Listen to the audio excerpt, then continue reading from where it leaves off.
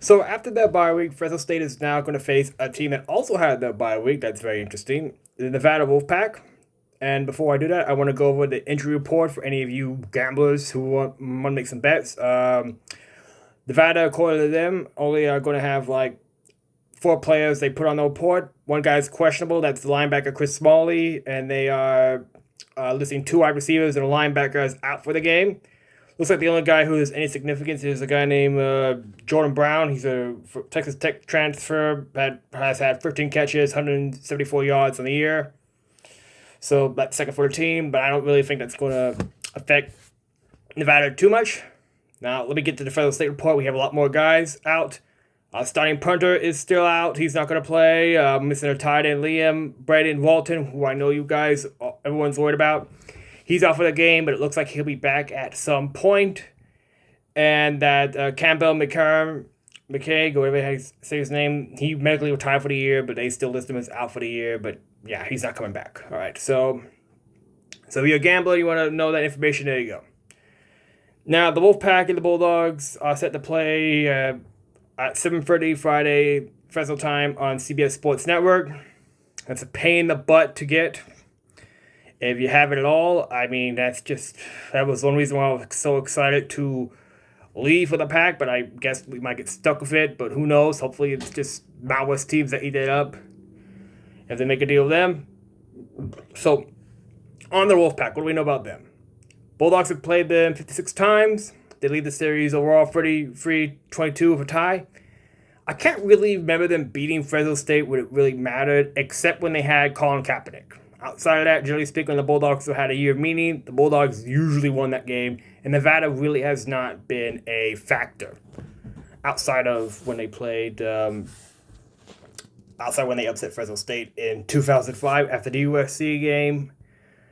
That was a major pain, but since the Chris Alt days, they really struggled. Jay Novell, the guy at Colorado State, was the most successful coach, and he's not doing so hard right now.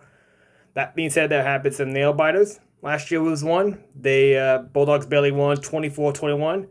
The last time they came to Fresno was in 2023. Bulldogs are 4-0, ranked 25th in the nation, easily won 27-9. And last time Nevada won in Fresno was pre-COVID. And what was it? Like a touchdown game, 35, 31, something like that. So yeah, it's been a long time. Bulldogs have a 4-game winning streak over the Wolfpack.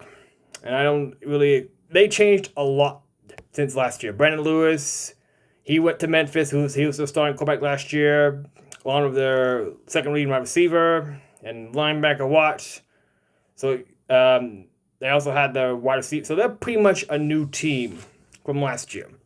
And the record shows it. They're 1-3. And I've watched them numerous times when they played Penn State, when they played Sac State, some of them in Tennessee. They do play hard. You got to give them that. They're not going to make many fundamentally sound mistakes. They're just not, at best, they're not clicking. And, the starting season over. So we can't expect a hard-fought team. Odds makers place this as like a 2-score victory for Fresno State. And it could easily become that, but it'll probably be a grounded out, very frustrating type game for the Bulldogs. If they are able to win this one, I don't think it will be a blowout, at least until maybe, fourth quarter might start pulling away. On offense, the Wolfpack are not particularly threatening. They've not scored more than 20 points in any game so far this season. But they do rack up yards just under 340 to start so far. And they are a team that likes to run the ball. They rush for 189 yards a game, 4.9 per carry. Looks like a guy named Herschel Turner is their best weapon, with 215 yards at 44 carries. But they will use an air guy named Ramser. They have not passed for more than 200 yards in a game. The best receiver is a guy named Marcus Bellon, who has 181 yards and a touchdown on the year. But so they're similar to Fresno State in the sense that they're going to try and run the game. They could also use two quarterbacks. The starter has been Chubba Purdy. He's not really averaging nothing. He's 124 yards passing. I have not been impressed when I watched him. He's stats a list than Warner's. He has 1 passing touchdown, 6 interceptions. All right? And the other thing I think he has going for him right now is that he's Brock Purdy's son. But he's a big threat of his legs. When I watched him play, that he did much more effectively. The stats prove that he's rushing 56 yards and 266 yards and 2 touchdowns. And they also might put in AJ Bianco, who we've Bulldog fans have seen play before. He's not really done much. He's 9 for 17, 78 yards, and an interception against Middle Tennessee State. We'll see what they look like in a bye week. That's when you're 1-3. You have to expect Nevada to come out with at least some changes. So I do think we'll see both quarterbacks at some point for the Wolfpack, whether or not it's because one of them are effective or knocked out or whatever. You have to expect the team we've seen on tape in the first 4 games against for Nevada are not going to be the same we'll see at Valor Stadium this week. All right, so on defense, what do? Well, they run a 4-2-5. They, aside from Penn State when they scored 46 points, which, yes, of course, they all look pretty much the same. They've allowed between 350 and 370 yards in the other 3 games. Again, so the Bulldogs should be able to move the ball on them.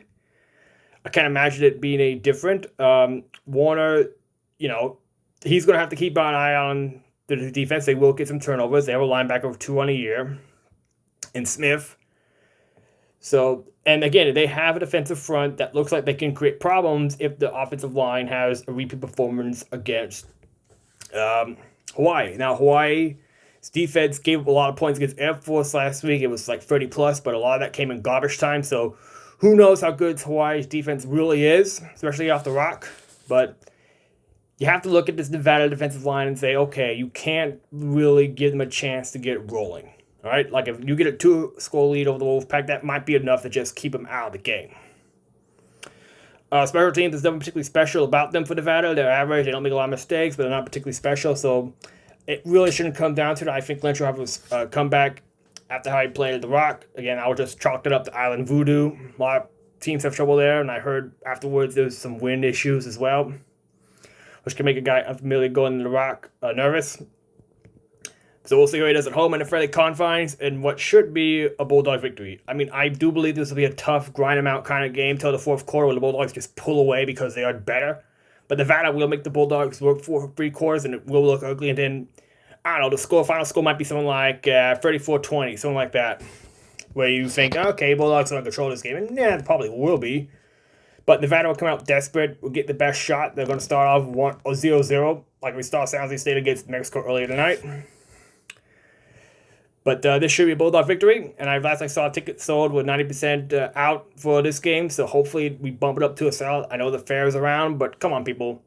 You got like 2 weeks of the fair. Come on. Show up for the Bulldog game. All right? But let's see what happens. Hopefully the crowd be there. Should be there. There should be a Bulldog win. We'll see what happens tomorrow. Go Dogs.